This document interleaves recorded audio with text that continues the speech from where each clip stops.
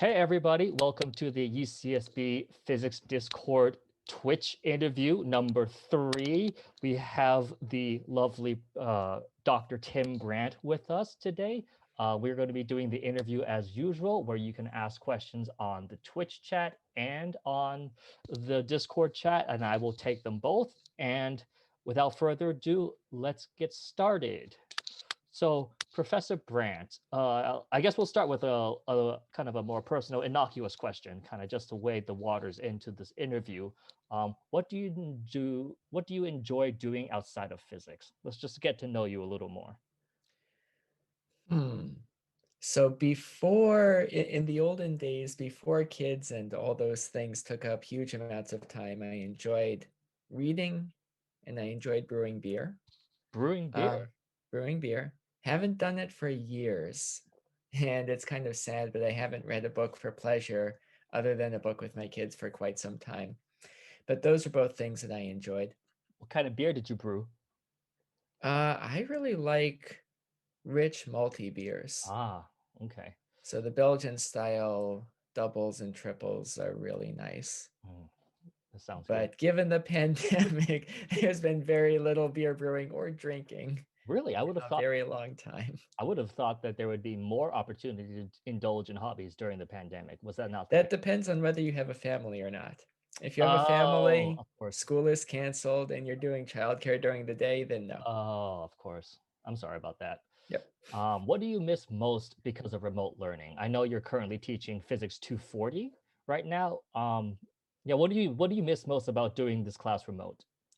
I really miss being able to see and interact with the students. Zoom, office hours, it allows for some of that, but it's just not the same as actually seeing the students, getting to ask something, get immediate feedback. It's so much harder in Zoom. And I feel more distant in a way that I don't like. So I'm really looking forward to getting back. I feel like I've gotten used to the remote teaching and there are some good things about it, but I can't wait to get rid of it. Okay, a quick pivot back to the drinking question. We have a user Supernova 9000 asks any beer recommendations for someone that doesn't drink much. Um,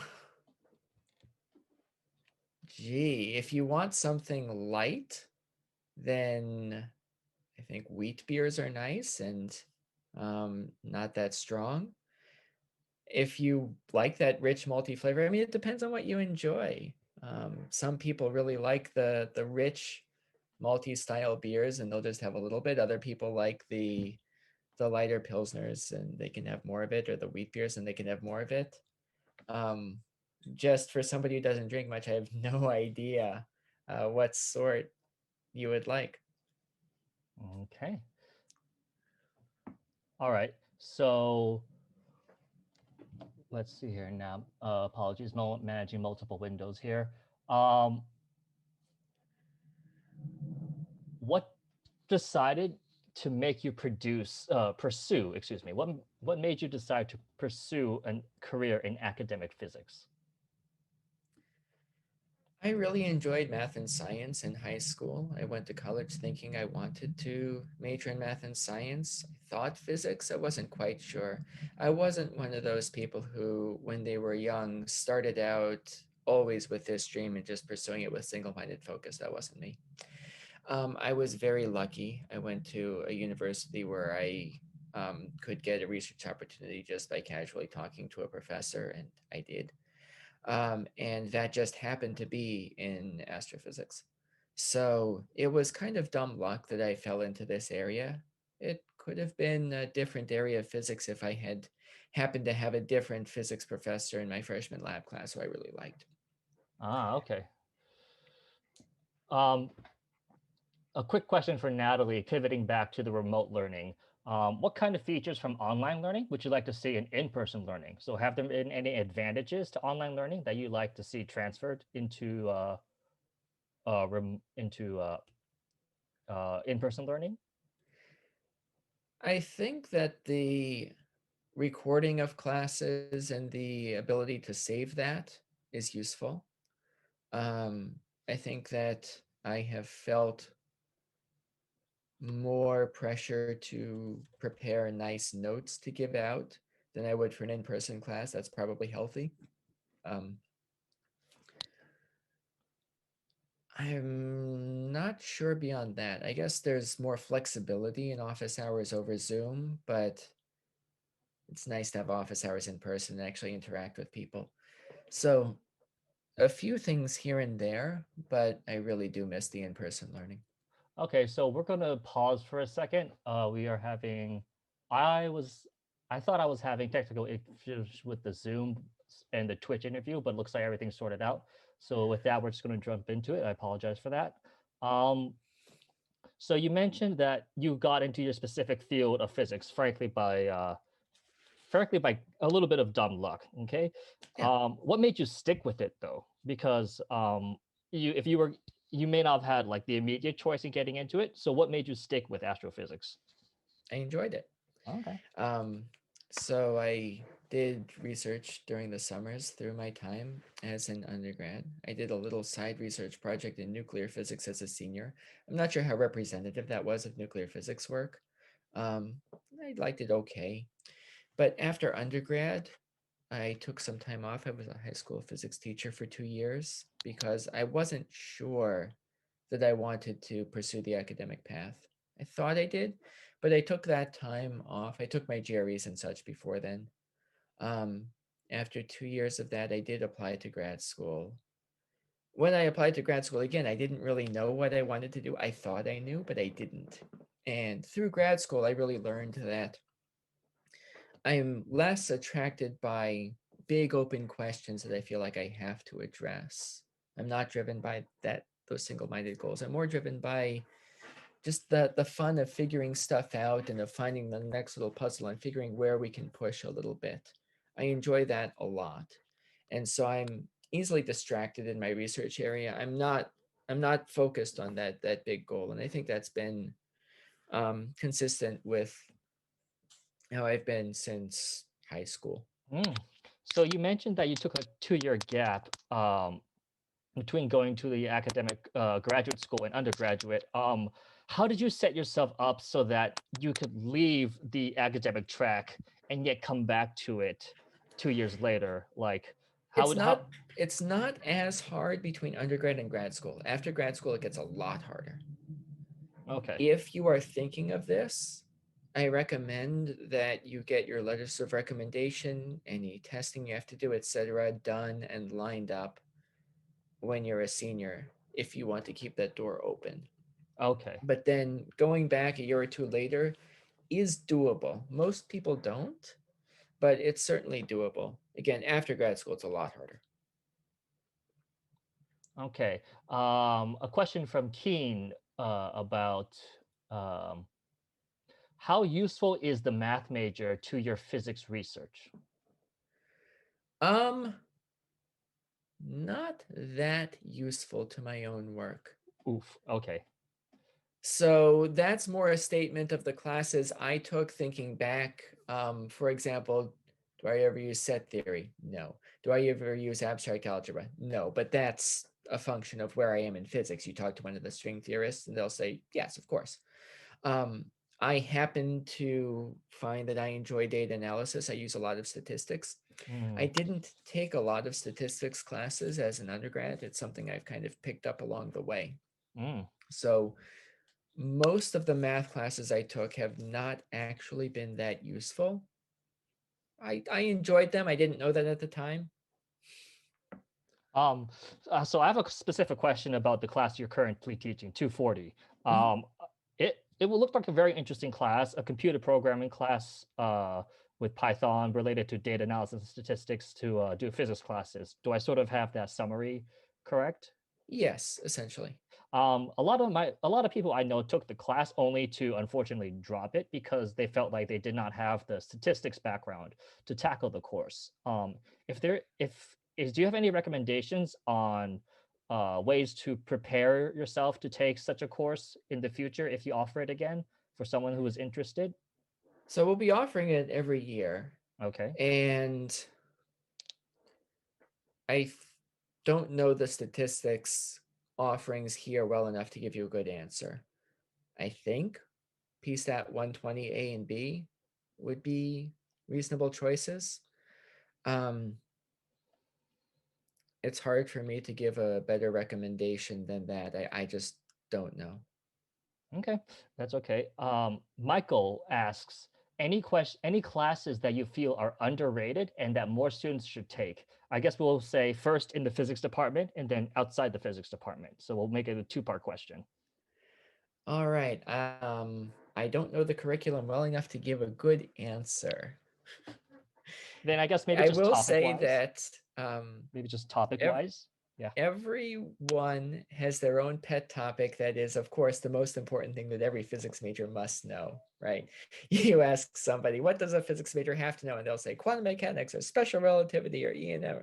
Everybody has their own specific area there.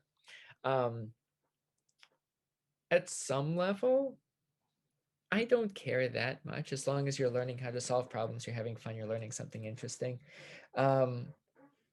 Thinking back to my own time as an undergrad, I think I undervalued the soft humanities style courses.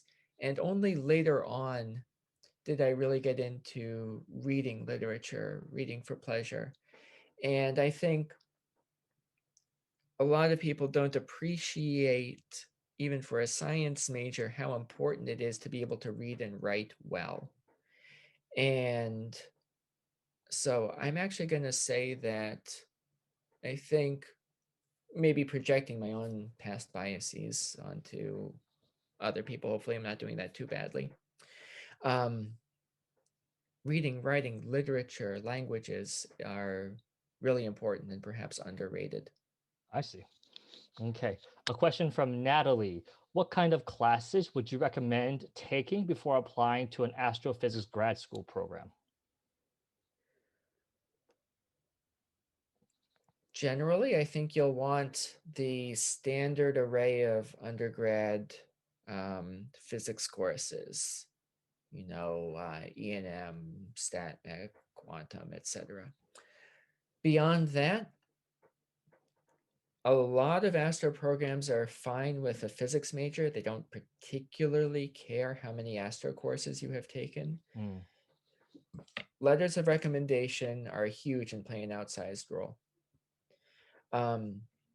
So if you're interested in applying to a grad program in astrophysics, the most important thing you can try to do, I think, is to get research experience, something adjacent to astrophysics or in astrophysics, and get a good letter of recommendation or two. Mm. I think that matters a lot more than the specific classes that you take. Mm. Um, let's pivot towards research on that note.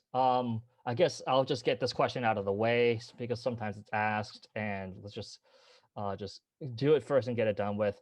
Do you have any research positions open right now for undergraduates or planned on being opened in the near future for undergraduates? Everybody wants to know, and maybe I can save you 10 to 20 emails by answering this question. At present, not really. I'm trying to take stock of where I am. I've been stretched awfully thin over the last year or so. Hopefully, sometime this summer, I'll get things straightened out in my own head. So, I am not looking to take any undergrads right now beyond what I already have. I hope to in the future. Okay, so we would say past the summer, maybe fall 2021's somewhere around there or beyond that time frame.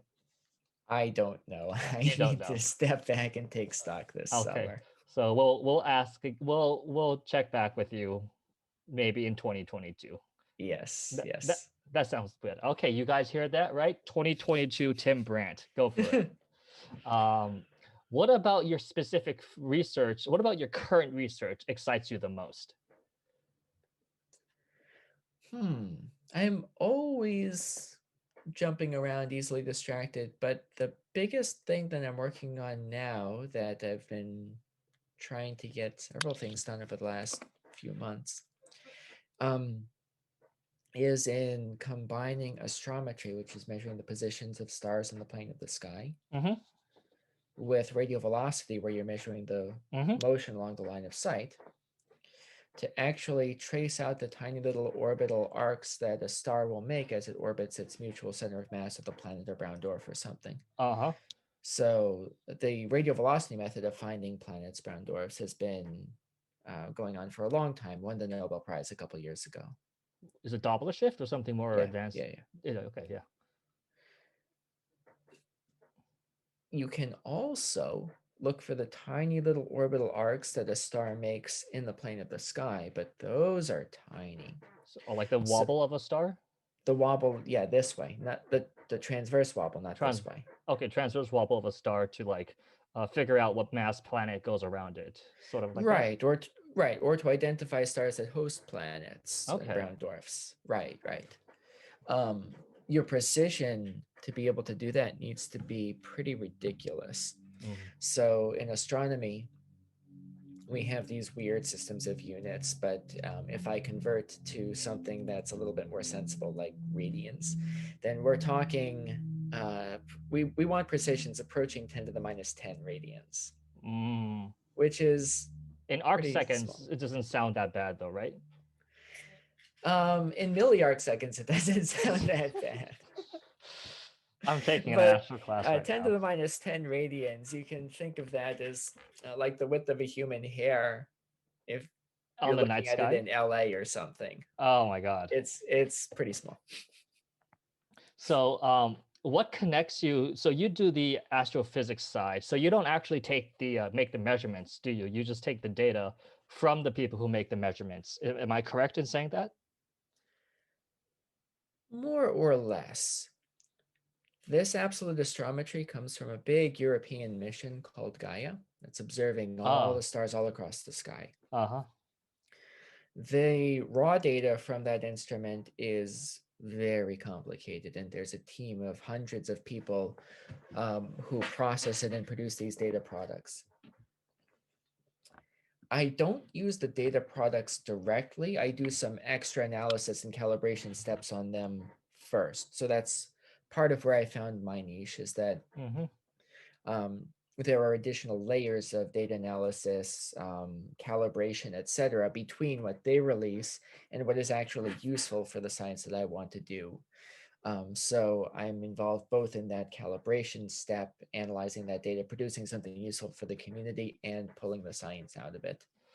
I also work on data reduction and analysis pipelines. So anything from raw data to something more useful for science, I'm involved in it, interested in and involved in any step along that process. Um, so we have a couple of classes offered at UCSB, 129L and Mm-hmm. 134L. 129L is computer Python and computer science for like Yep. science, and 134L was like observational astronomy lab Mm-hmm. with Python and stuff. How useful would you say those classes are in your field of like astrophysics research and stuff? I've Like, taught 134L. I think that is fairly useful. And that would actually be a reasonable sort of preparation for 240. It has certainly not at the same level, but it introduces many of the concepts. It introduces you to Python. And so you probably feel less like you're jumping in the deep end there. okay, So either one of those classes would be reasonable preparation. I know less about 129. okay, My understanding is that it focuses a bit more on um, how the program works, the different data types in mm-hmm. Python, Yeah. lower level things like this, figure graphics formats. That stuff is sometimes useful, but it's not foundational to the kinds of things that I do. So I would say of the two, 134L is closer to being foundational to the stuff I do. Do you use a program called DS9? Sometimes. Oh no, I can't run away from that. Okay. There are no really good image viewers for FITS files. DS9 is maybe the quickest, dirtiest, easiest to use of a bunch of mediocre image viewers. Oh no, okay. Um, a question from Keen. How do you prioritize your own research projects? Whatever catches my interest, whatever my students are working on, whatever has to get out quickly. So it's always a balance. Maybe the most important thing is that I'm interested and excited about what's going on, because if that isn't there, it's hard for anything else to follow. Hmm. Uh, Michael asks, I guess, very specifically, how did you choose to go into exoplanet research? Another case of dumb luck. So when I was a grad student, I did research projects in a few different areas, kind of bounced around a little bit. And then in my third year, the graduate advisor said, Tim, you need to have a thesis advisor lined up. You should make sure you've talked to people and figured something out. And I just kind of said, guess I'll do this. And so I kind of fell into exoplanets that way. Hmm. Um, Partly because my advisor um, is a really nice guy and took the kind of approach to problems that I was starting to figure out that I enjoyed. When I went to grad school, I didn't know what kinds of things I enjoyed. And I had to learn the hard way that some of the things I thought I liked, I didn't. Hmm. Um, shoot, I had a question. Give me a moment. Ha, all right. Sorry, my brain died for a minute, very much like it does on tests sometimes. What paths other than academia have you seen or have you seen taken by people in your vicinity, like either grad students, graduate students? Like, what kind of paths out of academia can you recommend for our undergraduates? 10 or 15 years ago, I think one of the standard answers was finance. The big banks were very happy to hire people with physics degrees. I think that's still the case, but I don't really know. More recently, especially for people with PhDs, it's been pretty heavy on the data science, where if you can analyze and visualize data and work with data fluently, then a lot of these data science type companies are very eager to hire you. But that requires a PhD, not just a bachelor's in physics. I say this just because the circle of people I know Okay. tend to be the ones who have gotten PhDs. And so many of those have gone into data science. I just don't know enough about people who have gone straight into undergrad. Mm. I think that the data science companies are especially interested in recruiting PhDs. So I really don't know um, what it looks like for undergrads. I definitely have several friends back in the day from undergrad who went into consulting or finance or something like that, that was traditionally a standard answer. I think an underappreciated one is that you can be a high school teacher. Mm. Uh, we definitely need more high school science teachers and a physics degree. Plus, I think here we have the Givert School, Graduate School of Education, and I think you can do a physics education tack on to your degree and get a provisional teaching certificate. We're Is that working on is that as an undergraduate or like as an or as like as a graduate student? This a tack on for a teacher certificate. as an undergrad. I don't know whether it would be an extra year, but it wouldn't be a whole extra 3 years graduate program or anything of that sort. Oh. So we're working on, in our curriculum reform, a physics education track that would make this a little bit more explicit, more open. So it's too late for many of you, but hopefully within the next year or two, we'll have that implemented. For this now you've got my interest for this Gifford track, I guess this would be an option to become a high school science teacher. How did you find the work-life balance of a high school science teacher to be and maybe compare it to the work-life balance you can maybe maintain as in academia? I just kind of wanted to know, like, what was your free time in both? And like, did you have to sacrifice more free time in one job than the other? Was one job more manageable than the other?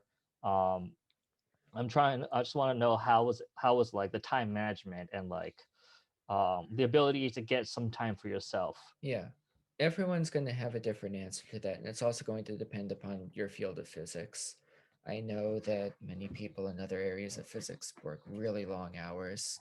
Um, I never have worked really long hours consistently, but I don't want to say that's the case for other people. In certain bursts where there's something really important going on, I have to push, yes. But as a general rule, no. Um, that said, it is a tough job. It's not a 9 to 5 job as an academic researcher. And especially with the pandemic, it's been rough. As a high school teacher, I think the um, division between that personal time was a little bit better because there are things you have to do for school to get ready for your class. But then once you've done those things, you don't really have those things in the back of your mind that, man, I have this grant application coming up. I need to make sure I get on that. And I have these research papers I need to push forward. All those things that are always churning in the back of your mind. If you're teaching high school, I think the boundaries between work and personal life are maybe a bit more set. It's not an easy job, but I think it can be something closer to a 9 to 5. Well, not 9 to 5, 7:30 to 3:30, and then you work a little bit in the afternoons, but you make up for it by having breaks when you really are at least a little bit off. It's a bit of a learning curve for the first year, 2 years, but after that, I think the work-life balance is reasonable. What do you think about community college professors? In some sense, I think of that in a similar way as being a high school teacher, as in, yeah, absolutely. That could be a cool and a fun thing to do. Um, you'll get to teach a broader cross section of students than you do at a university. You're not doing the research, but it depends on what you like. And if you like the teaching, then it's very rewarding. It's really important. Mm. Mm. Is there a position where it's like how well let's say how would you divide your time between teaching and academic research? Would it be 20% teaching, 80% academic research currently? What ratio do you think it is? Not quite 20/80, but certainly more than 50% research. I don't know, 60 or 70% research while I'm teaching, Okay. something like that. Okay. Do you think there are positions where the opposite is true, where you do 60 to more than 50% teaching, but you can still do some research on the side? Yeah, I think you're basically describing a faculty position at a liberal arts college or a teaching college where it does not have a graduate program. And there you would be expected to do some research with undergrads. You wouldn't be expected to have graduate students. There'd be less pressure to apply for grants. You would be teaching more classes. Um, so I'm not describing a UC, but I might be describing something like, um, oh, what do you call the Claremont colleges or Reed College up in Oregon or any number of other liberal arts colleges around the country. But for those kind of positions, you still need a PhD, correct?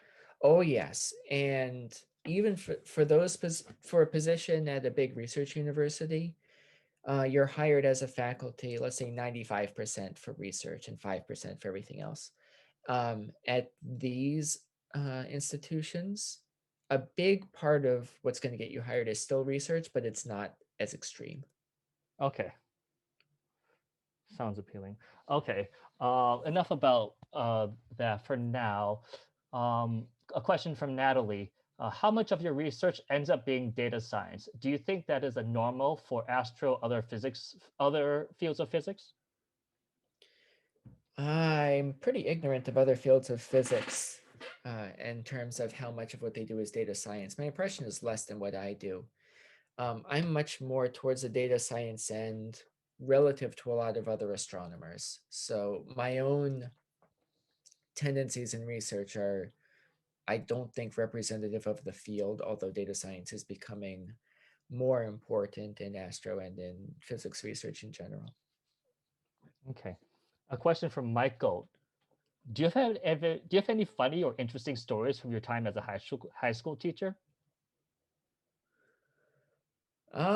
It was so when I was a high school teacher, I taught at the international school in Kuwait.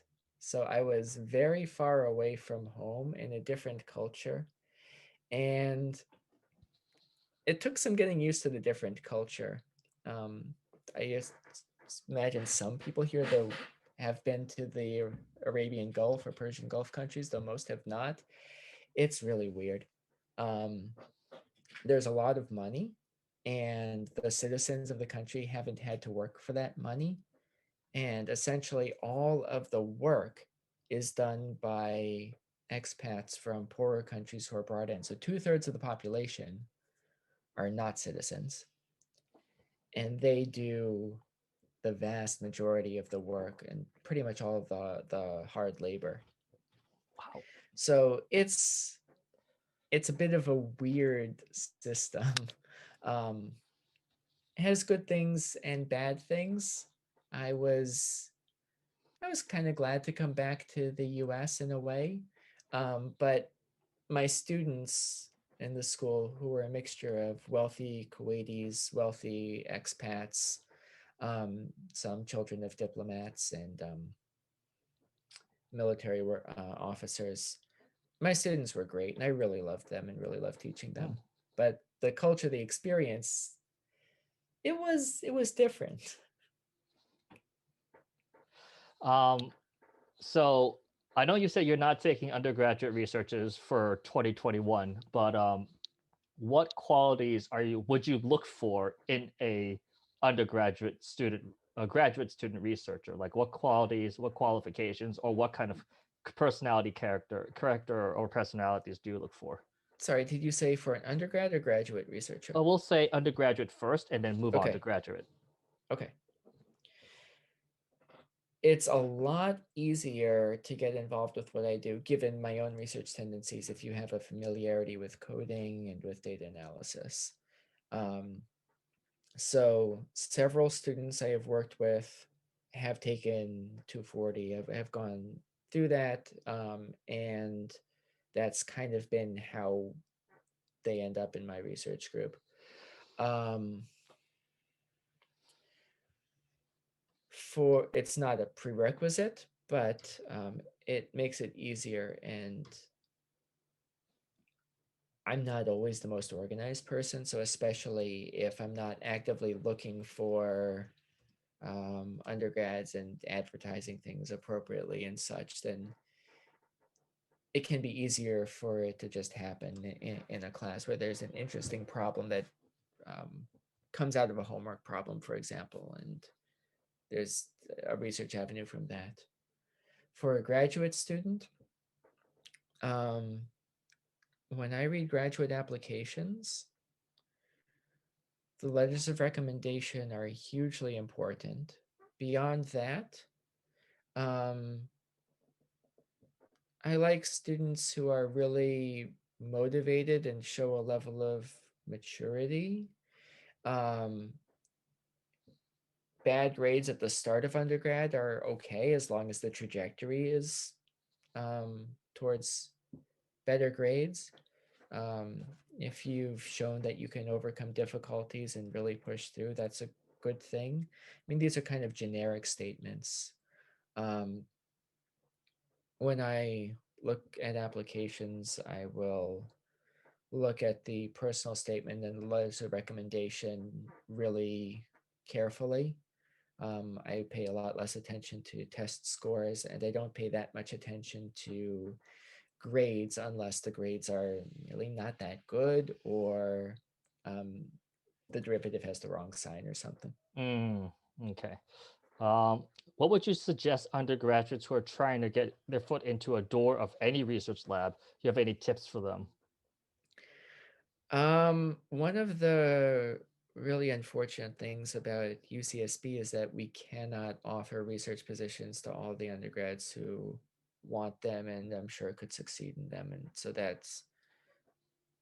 I'm not thrilled about that, but unfortunately, I don't feel I can supervise more undergrads. And I think you'll find a similar sentiment elsewhere.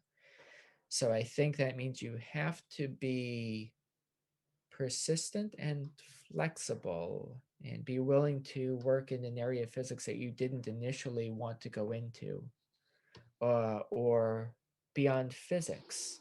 I think the situation is a little bit different in engineering or in chemistry or in materials or some of the adjacent departments.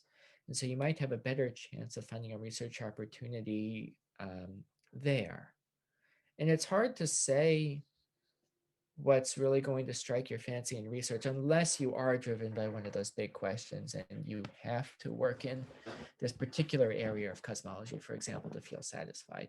Um, if you're singularly driven by that goal, then I guess pursue it as much with all your might. If you are not, then be flexible, keep an open mind, even beyond the physics department, and be persistent. Persistent. Um, what area in physics are you most interested in and are watching most closely outside your current field of research? Like, what do you think is the most like interesting? Yeah. I would really like to know what dark matter and dark energy are. That's kind of astrophysics, not really what I work on. And it overlaps with a lot of other areas in physics. We have some other faculty here who would also very much like to know what dark matter is, and they are working on the experimental side of things with these big underground detectors, hoping to observe interactions between dark matter particles and ordinary standard model particles to see what it actually is. That would be really great if we could get that. Um, so I paying less attention to the kinds of theoretical developments, black holes, the theory of everything, string theory. I was more transfixed with that when I was um, younger. I think that's a common thing. These days, I'm um, really hoping that somebody has a lucky breakthrough in either dark matter or dark energy and can start to understand what exactly this is. All right, I'm going to ask you a bit of a controversial question. You don't have to answer it if you don't want to, if it makes you uncomfortable, Mhm. especially since this is on camera, this is being recorded. But is there a field of physics that you think is overhyped and maybe should get, maybe it should be less funded, less advocated, less hyped, or is just like you're just like taking all the attention, maybe when it shouldn't? Um, I think that the press can get into the obsession with theoretical physics, a theory of everything, that what I would say is usually the myth of the lone genius, the Albert Einstein, that this person to put on a pedestal. I don't think that's healthy. Um, I'm not sure that means I think theoretical physics gets too much attention, but I think the attention that it gets in the popular press is distorted in an unhealthy way a lot of the time. An irony, perhaps, is that this kind of theoretical physics actually doesn't get very much money. So the Ah, funding goes way more toward the experimental fields. You talk to some ah, of the high energy physicists here, ask, do you have millions of dollars in grants? And they'll laugh at you. You go to the experimental physicists, yeah, of course. oh wow. Um, for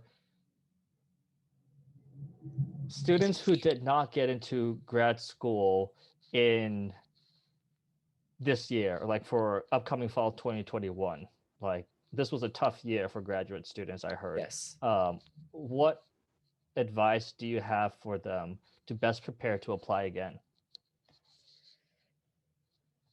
If you want to apply again, um, then it's important to do something in this year that'll keep you involved in research at some level or make you attractive to a graduate program, and that is easier said than done. I realize that that can be really, really hard to do in practice. I think this past year was an anomaly, but I don't know what the environment will look like for graduate school applications next year. I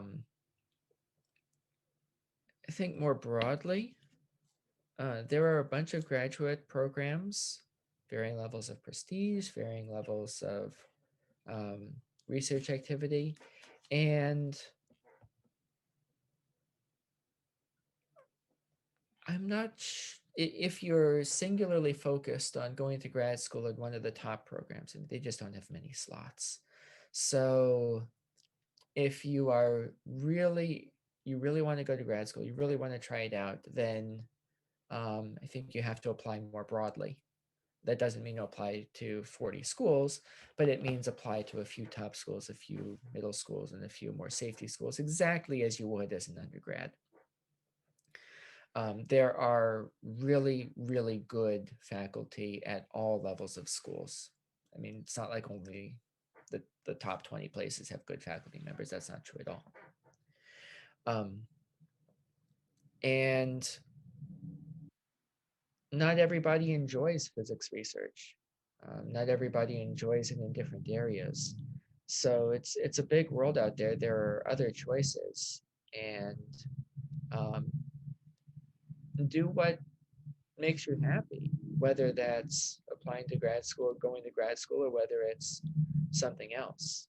Grad school in physics is not the path to riches. It's often the path to a lot of work. And so if you enjoy it, then that's wonderful. And if you don't like it, then you're going to be miserable. Which one is the path to riches?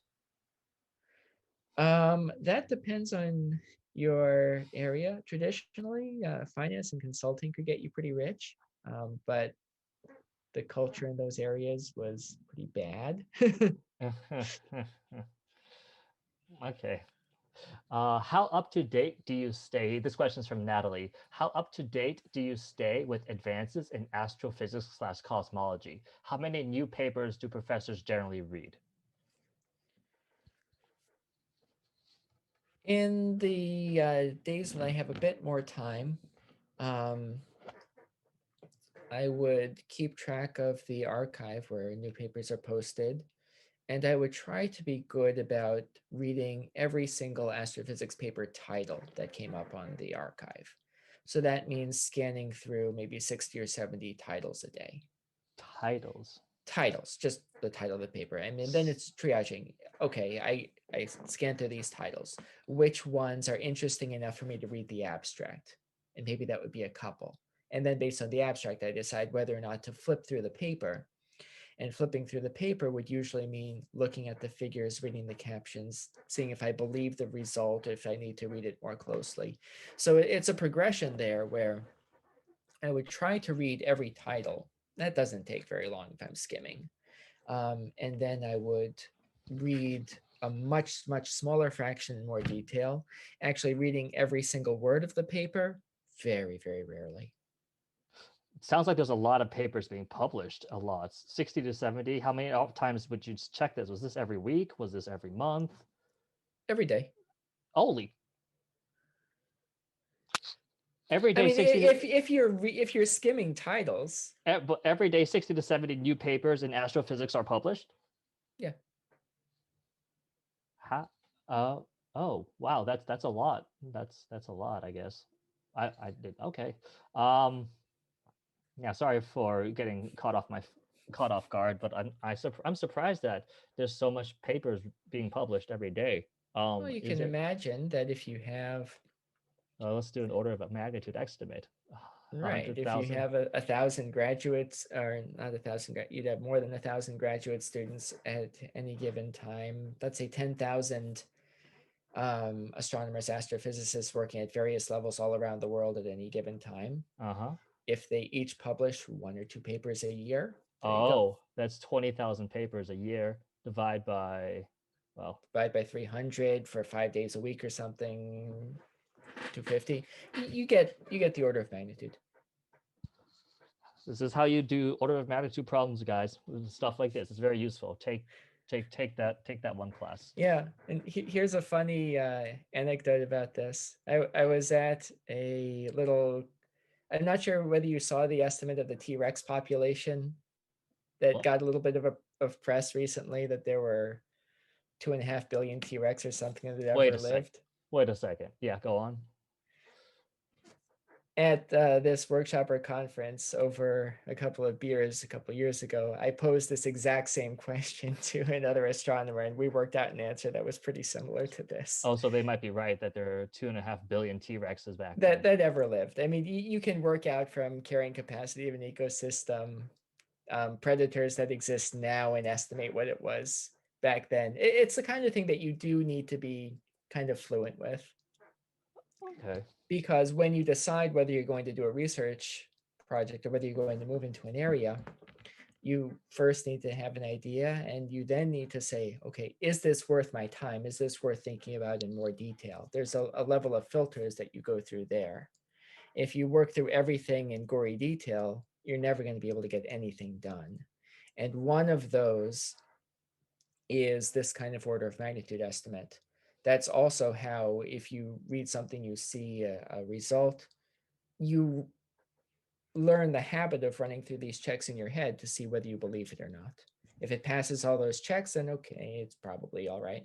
And if it doesn't, then you have to read it in more detail to understand what's going on. Okay, we have a question from PK. What are the other routes physics majors often end up in that still utilize physics, but not necessarily academic research? I am a terrible, terrible person to answer that question, because the people whom I know went into maybe finance or consulting, which uses the similar tools, but not physics per se, or data science, again, similar tools, but not physics per se. Somebody who went into engineering or worked with a detector company or something, I guess they would be using physics directly. I just don't have enough experience with those people to say. What about teaching? Teaching, certainly. Teaching certainly. Yes. Yes. So I'd like to kind of pivot back to your research because like I'm an astronomer, astro. Okay, sorry, there was a follow-up to a PK's question. Uh, I guess within astro, what jobs are available? Within Astro, there are the faculty jobs at research institutions, but Astro also has a fair number of people working as support astronomers with telescopes and observatories, support people with NASA, either engineers more instrument focused or mission support, et cetera, et cetera. So within Astro, getting a job at NASA is a bit easier than getting a job as a university faculty member. And there are more positions where you're doing astronomy for your career than just being a professor at a university. I don't know how much that translates into other fields of physics. That's cool. Um, we have about 7 minutes left, and barring any if final questions from the audience, which I will ask if they Mhm. come up. Don't worry, guys. I'll get to your questions if you put one. I'll try to. I'd like to pivot back to your research because I personally find it interesting, and I believe I'm going to be doing similar research coming this summer. Can you tell me like what kind of process you use to like take images of like your stars and like kind of resolve them so that you can maybe see the planet or enough so that you can like make measurements or stuff like that? Like, can you tell me what the process is like? Sure. The basic problem is that you have a bright star and a faint planet. Yeah. And so the challenge, it's very simple. You need to take that bright star and get rid of it. Um, there are many ways you can try to go about doing that. Hmm. The best way is to remove the starlight in hardware. so that those photons never register on your detector. Mm-hmm. Then you don't have to deal with them after the fact. And if they do hit your detector, then you're fighting against shot noise, even if you can subtract starlight perfectly in principle. Shot noise being. Just the fact that if you expect a million photons, then you have a million plus or minus the square root of a million. Uh-huh. Yeah. So if there are a million photons going into your detector and you subtract them off perfectly, then you would expect plus or minus 1,000 typically for your residual, even with perfect subtraction, because you cannot model shot noise. If you remove those million photons before you hit your detector, that doesn't happen. Ah, okay. But So, that would happen. That can't happen like post-processing. That has to be you build your detector and you put little dots in it or something. Or you so yeah, so there's a whole field of research in how you remove that starlight in hardware. It's called coronography. chronography. You want to use some sort of interference, some sort of optics at the pupil plane and image plane. So if you think about optics, then when you draw those images with a lens, you have image planes, and then you have Uh-huh. pupil planes or focal planes, Uh-huh. and they're Fourier transforms with one another. And so very clever people put optics in both sets of planes and can remove some of the starlight by um, destructive interference. In order to pull this off, you also need to fix for the turbulence of the atmosphere, what makes the stars twinkle. Uh-huh. That's its own other field of research called adaptive optics, Adaptive optics. wavefront control. So those two ingredients together let you remove some light in hardware and get you better images on your detector. Then there are various things that people do in software to try to model and get rid of this starlight. Mm-hmm. And they've come up with all different kinds of algorithms to describe these things. Most of them are built on one of two effects. Mm-hmm. The first is that if you have a bright star, then the image you see is basically a diffraction pattern. Okay. Okay. It's a little hard to describe this without a movie to show you. I think I have a movie on my website. I hope it still works and isn't broken. Um, as you track a star across the sky, you rotate your telescope. That means the diffraction pattern from your telescope will rotate relative to the sky. Okay. Yes. You can exploit this to try to distinguish the little point of light that isn't moving with your diffraction pattern. Oh. The other thing you can do is if you measure different wavelengths, you can exploit the fact that diffraction scales with wavelength. Uh-huh. And so this pattern of starlight is going to expand with wavelength, but the relative position of your planet will not. So I One. think pretty much all of the software techniques, most of them fall under one of these categories. There are also hardware techniques. It's a vast ecosystem of people working on various different pieces of this, trying to do better. So how I'm just guessing, Lynn, I'll get to your question at the end, but I just wanted to follow up here. So putting this all together, like if you like the Hubble Space Telescope would be, I guess, is like a grand project where all these technologies are put in together into one telescope and sent into space, for example. But like smaller telescopes or smaller projects can have like their own like funding and stuff like that and get put together. Like, is that kind of how it works?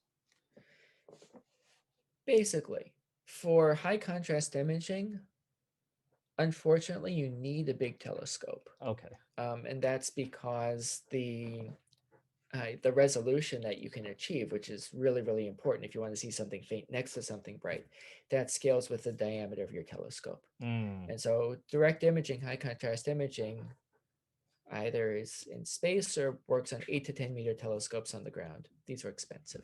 Instruments for 8 to 10 meter telescopes on the ground are fairly expensive. And that issue is going to get worse. To do better, we're going to need bigger telescopes. Bigger telescopes cost more money. We're talking about things like the 30-meter telescope and like the European Extremely Large Telescope. Um, Observing time is going to be scarce on these things. So it's going to be hard. I see. Okay. One last question from Lynn. Uh, Do you keep yourself updated on the latest news in other subfields of physics? To some degree, not that well. So within Astro, yes, more or less. If we're talking about something like the LHC, then probably not that much more than any of you do, with the exception that I can always ask colleagues if there's a news article and I'm curious what's going on. The way you guys did with the recent announcement from, what was it, Brookhaven? I don't remember. In with the claim of a hint of physics beyond the standard model. So there was a really cool discussion by Claudio in the Discord server. Beyond that, not really for other fields of physics. Okay. Well, Professor Tim Brandt, it is now 1 o'clock, so that will be the end of this interview. Thank you so much for giving us your time, and we really appreciate you participating on our Discord with the AMAs, previous AMAs as well. Any final thoughts you'd like to share to our undergraduates before you go? Jess, I know it's been really hard for all of you the last year. Thank you for everything you guys have done for one another to keep us together as a community, to pull together. Congratulations to the seniors, and I can't wait to see everybody again in the fall. Okay, thank you very much, Professor. And to all our viewers, thank you very much for watching. This will be one of 2 AMAs. We are also hosting one on Friday at the same time with Dr. B, and I hope to see you there. And other, if in any case, make sure to hit that like and subscribe button. Just kidding, you don't have to. We'll post all our announcements on the Discord, so you don't have to hit like and subscribe. But I'll see you guys then. Thank you very much, Dr. Brandt. Thank you.